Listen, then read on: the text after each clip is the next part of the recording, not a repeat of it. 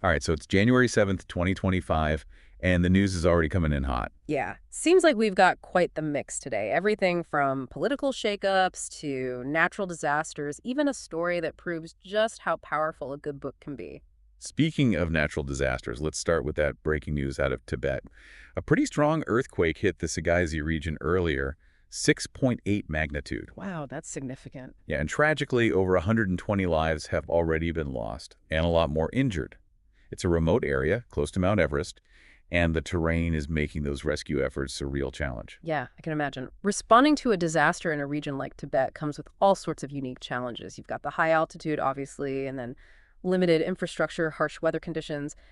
It all makes things incredibly difficult for those rescuers. It really underscores how critical those disaster preparations are, especially in vulnerable areas like that. Absolutely. And President Xi Jinping has called for all-out efforts to support those affected. It's a reminder that behind those numbers, there are real people going through unimaginable loss and hardship. But shifting gears a bit, let's look at the U.S., where we just saw the peaceful transfer of power following Donald Trump's 2024 election win. Hard not to think about the contrast to January 6th, 2021. Okay, 4 years later, and it's a very different scene at the Capitol. Vice President Harris even called it a testament to the resilience of American democracy. But I'm curious about your take on this peaceful transition, especially given the shadow of Trump's past challenges to election results. It's definitely complex. On one hand, a peaceful transfer of power, that's the bedrock of any functioning democracy, so that's significant in itself. But on the other hand, Trump back in office after actively contesting the 2020 election, it does raise some concerns about what this means for the future of U.S. politics. Could we see a resurgence of those deep divisions? Maybe even increased political instability? It's hard to say for sure. Yeah, a lot to unpack there for sure. And it seems Trump's return is already making waves in the economic landscape. Emirati billionaire Hussein Sajwani just invested a whopping $20 billion in U.S. data centers, specifically citing Trump's victory as a motivating factor. That's a bold move, for sure. It suggests that at least some see Trump's win as a sign of economic opportunity and stability in the U.S. It'll be interesting to see if this influences other investors, potentially shifting the flow of global capital. He didn't hold back either. He said, and I quote, "President-elect Trump's election was the catalyst for this commitment." But while some are celebrating that investment, others are grappling with a very different concern, the first U.S. death from that H5N1 bird flu, reported in Louisiana. It makes you think about the connection between public health and economic stability, doesn't it? How will this potential bad flu season with those rising H5N1 cases impact the U.S. economy in the long run? Could it shake consumer confidence, maybe affect trade or even worker productivity? It's a reminder that all these seemingly separate narratives are often more intertwined than we realize. It's a good point. Even as we try to make sense of political and economic landscapes, public health always remains this critical factor. And speaking of factors that can impact an economy, corporate ethics can't be ignored. Apple just fired 185 employees for a fraudulent donation scheme. What jumps out at you about this case? Well, I think it speaks to a broader issue of corporate ethics and accountability, especially in this digital age. As technology keeps advancing, we need to think about how our systems of oversight and our ethical frameworks keep pace. This case also makes you wonder about the culture within Apple. What allowed this scheme to go on? How can other companies learn from this and prevent similar situations from happening? Great questions. And while we're on the topic of shakeups, let's shift our focus north to Canada, where Prime Minister Justin Trudeau surprisingly resigned today. Wow, really? Yeah, it leaves big power vacuum and a whole lot of unanswered questions. What do you think this means for Canada? It's definitely a significant development, especially considering the timing. It comes right as Biden's new environmental policies are being implemented, and with a new Trump administration about to take office in the U.S. Makes you wonder if this resignation is somehow connected. Is it a reaction to political pressure, or some strategic move, or something else entirely?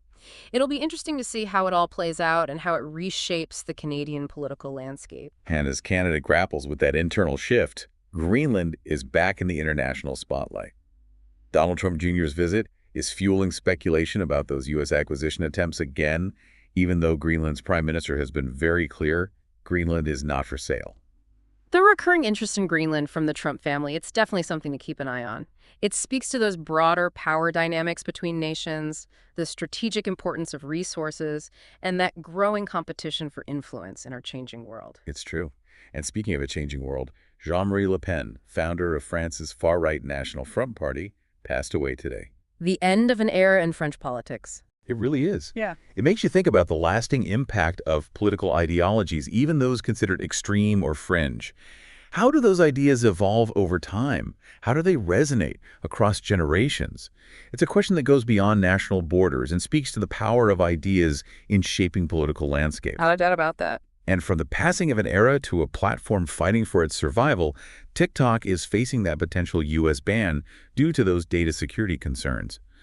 But there's a new twist.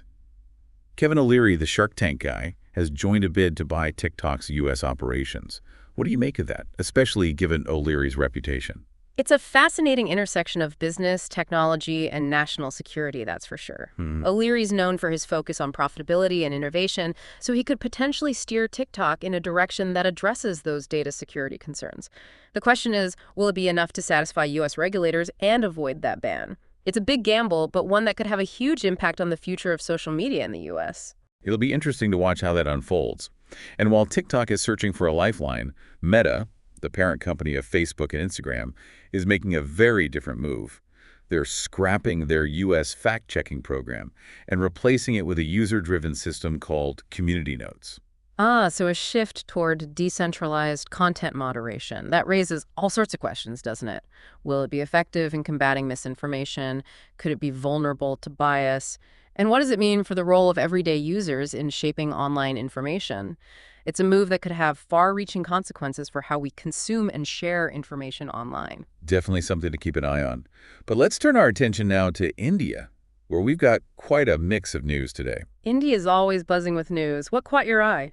Well, Tulsi Gabbard, the first Hindu-American elected to the U.S. House of Representatives, just took her oath of office on the Bhagavad Gita.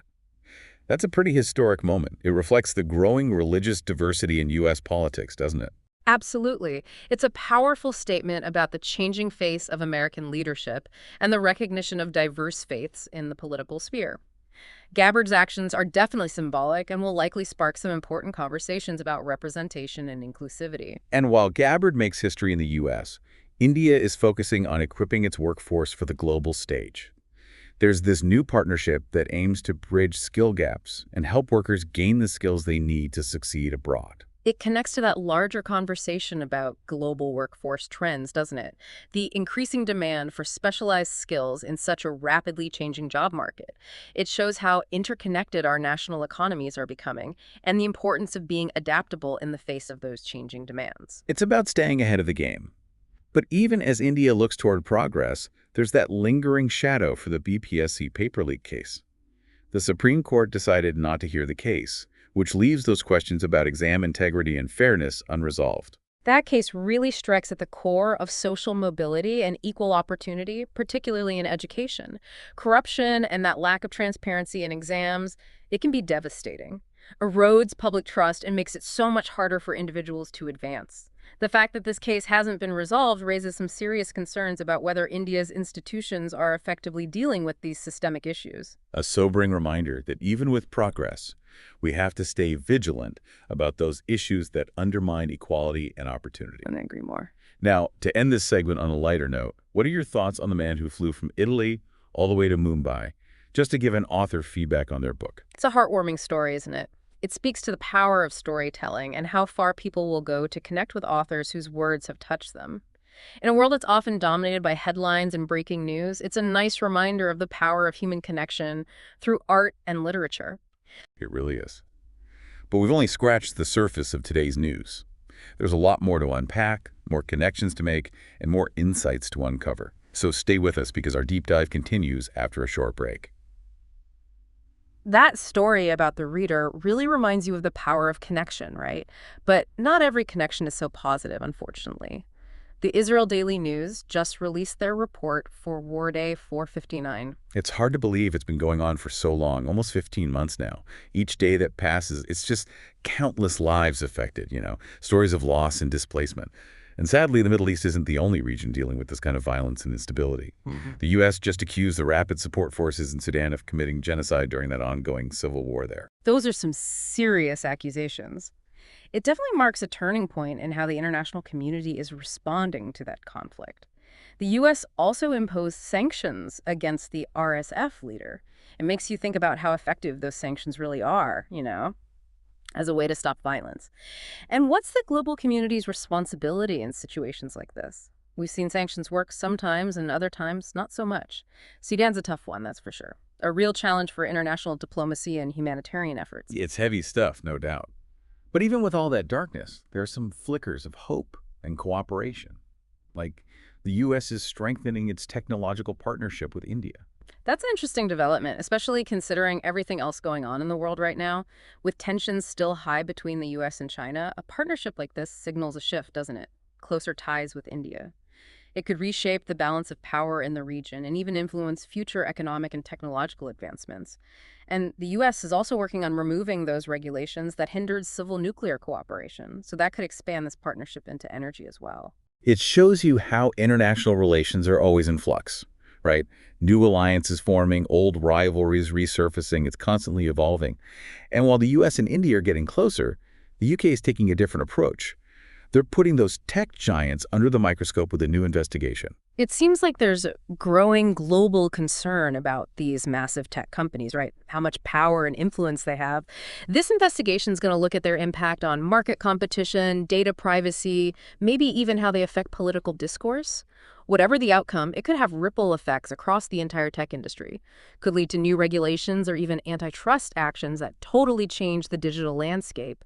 It'll be interesting to see how those companies react to this scrutiny, what they do to try to address these concerns. It's a conversation that's only going to get louder as technology becomes even more integrated into our lives. Speaking of navigating tricky situations, California is facing a legal challenge to its ban on captive audience meetings.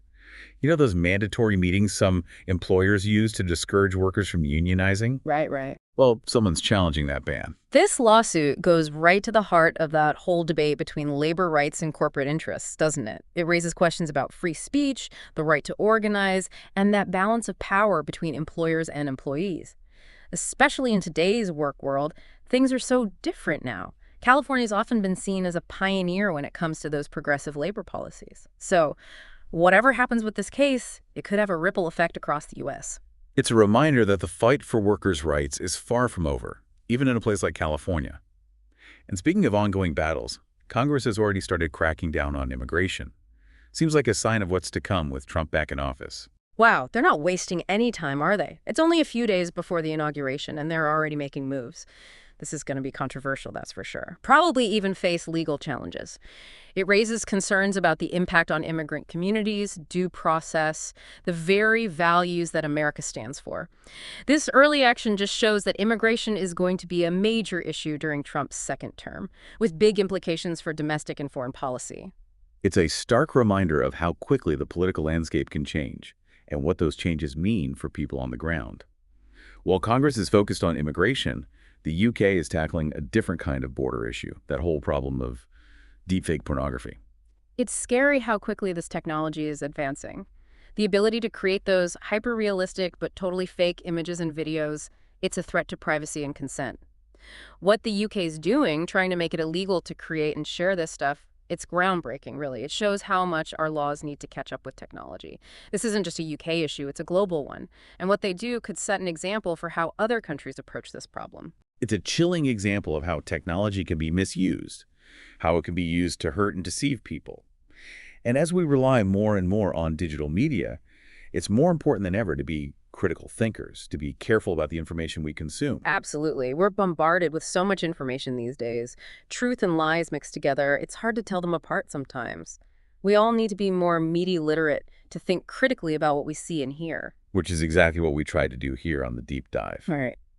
So far today, we've covered everything from earthquakes to political shakeups, economic trends, ethical dilemmas, and even that heartwarming story about that dedicated reader. What are your main takeaways from all this? How do you see these events fitting into the bigger picture? You know, it's amazing when you look at all these stories together, right? At first glance, they seem totally unrelated, but then you start digging deeper and you see all these connections. It's fascinating. Political shifts impacting the global economy. You've got technological advancements sparking ethical debates, and then those human stories like emerging from these shadows of conflict. It's all connected.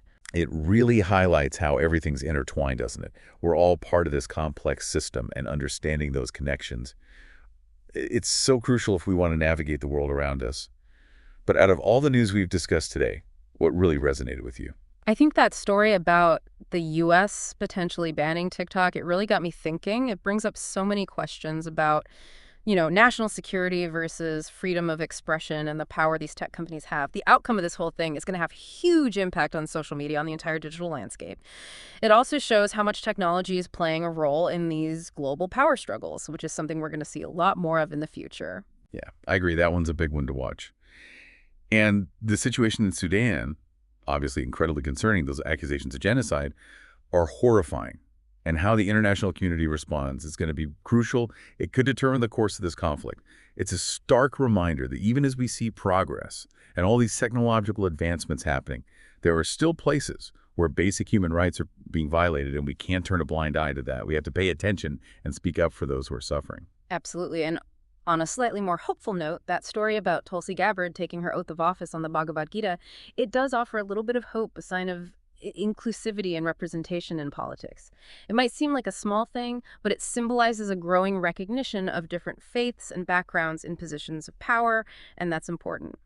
It also shows how individual actions can shape the conversation and push for more acceptance and understanding. It's those moments of courage and conviction, those individual stories that can spark these bigger conversations and lead to real change. And, that man who flew across the world, just to give an author feedback on their book, that story just goes to show the power of human connection and how much art and literature can impact us. In a world that's often dominated by headlines and breaking news, it's refreshing to see that personal connection and that sharing of ideas that transcends borders and cultures. It's a great point, and it speaks to the heart of what we're trying to do here with the deep dive. Right. We want to give our listeners the tools and insights they need to engage with the world around them, to think critically, to connect the dots and form their own opinions. Exactly. We're not about telling people what to think. We just want to give them the information they need to navigate this complex world and engage in meaningful conversations that can help shape our collective future. So as we wrap up our deep dive into the news of January 7, 2025, we encourage you to keep exploring these stories, keep digging deeper, keep asking questions, and share your own insights and perspectives. The world is constantly changing. It's a fascinating place, and staying informed, staying engaged, it's crucial if we want to face the challenges ahead and create the future we want to see. That's right. So as you go about your day, keep those critical thinking skills sharp, that curiosity burning, and never stop learning. Who knows what stories will be making headlines tomorrow, or what unexpected events will shape the course of history? What role will each of us play in all of it? Those are the questions we should all be thinking about. And until next time, keep exploring, keep learning, and keep those conversations going.